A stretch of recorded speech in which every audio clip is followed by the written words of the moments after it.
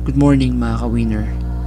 So, time check, it's 12:40 AM, August 5, 2024. So, may kukwento lang po ako sa inyo about my experience dito sa bahay namin mismo.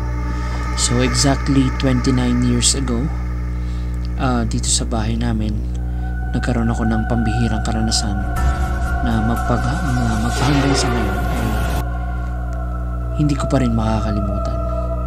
So I was 14 years old way back then, noong August 5, also 1995. So Sabado yun. So high school ako noon. Madalas mas gusto kong matulog sa sala namin kaysa sa kwarto.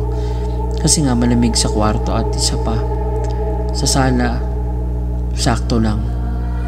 So madaling araw ng August 5, halos patapos na yung pinapanood ko, yung Master Showman, kung inabot nyo. Yun yung show ni Kuya Germs. So pinatay ko na yung TV at nahiga na ako sa upuan namin, kahoy na mahaba. So doon ako natutulog.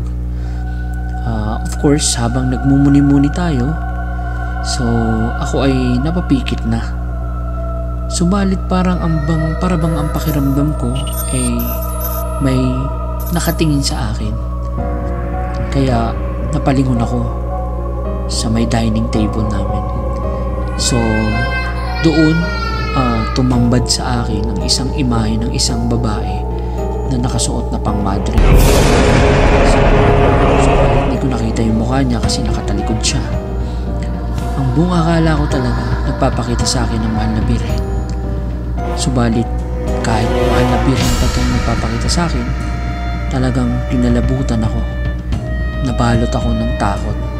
So doon ka naranasan na maparalyze yung katawan ko. As in, yung buong katawan ko parang hindi gumagalaw. Pero alam ko gising ako nun. Tapos hindi ako makatayo para tumakbo.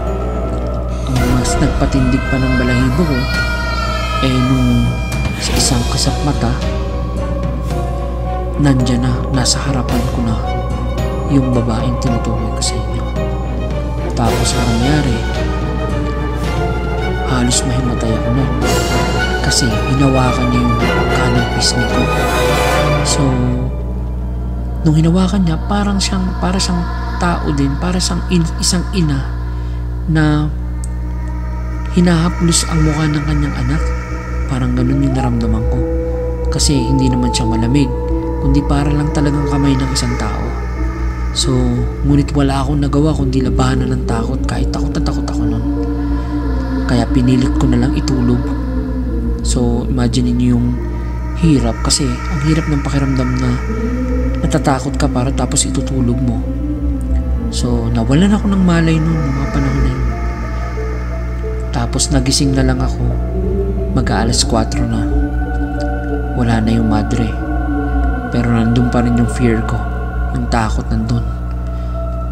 Kaya ang nangyari, bigla akong tumayo at tumakbo ko sa kwarto ng mami ko. Ginising ko mami ko, pinilit ko siyang gisingin.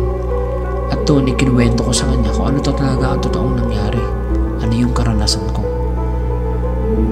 Yun, kaya magpahanggang sa ngayon, palaisipan pa rin talaga sa akin kung ano ang nangyari, kung ano ang reason, bakit, kung sino yun, wala akong idea. Ang masasabi ko na lang, mag-pray tayo. Yun talaga ang panlaban. Kasi noong mga panahon na yun, halos parang wala akong kinikilalang Diyos. So ang makaranasan na yun ay hanggang sa ngayon hindi ko talaga maipaliwanag. So yun lang. So naalala ko lang kasi it's August 5, memorable kasi din sa akin yung date na to. So yun lang mga ka-winner.